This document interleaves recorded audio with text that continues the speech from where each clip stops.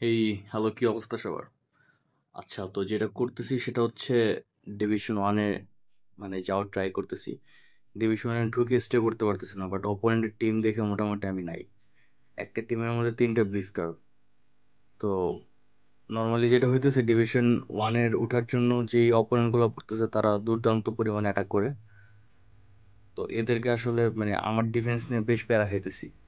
তো যেটা করছি আর কি, গেম স্টার্ট হওয়ার সাথে সাথে ডাবল ডিফেন্সে মানে ডাবল ডিফেন্স মোডে চলে গেছি, নাহলে আর কি আমার ডিফেন্স করতে পারতেছে না। ম্যানুয়াল দিই, অটোমেটিক দিই, চাই দিই, আমার ডিফেন্ডার সব উপরে চলে আসে, স্ট্রাইকাররা উপরে, ডিফেন্ডারের উপরে, মোটামুটি গোল পোস্টে কাটতো খালি মোটামুটি একা একা বসবাস করে টাইপের।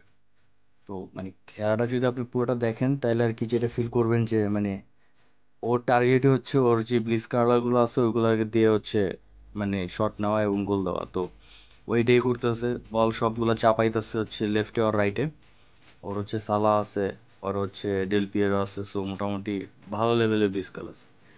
এইখানে আমি একটা বোকামি করছি, একটা বাজে মিস করছি, যেটার কারণে আর কি ম্যাচের রেজাল্ট এমন হয়েছে, নাইলে অন্য কিছু হইতে পারতো। তো বেশ ভালো প্রেশার খেলা চলতেছে আর কি।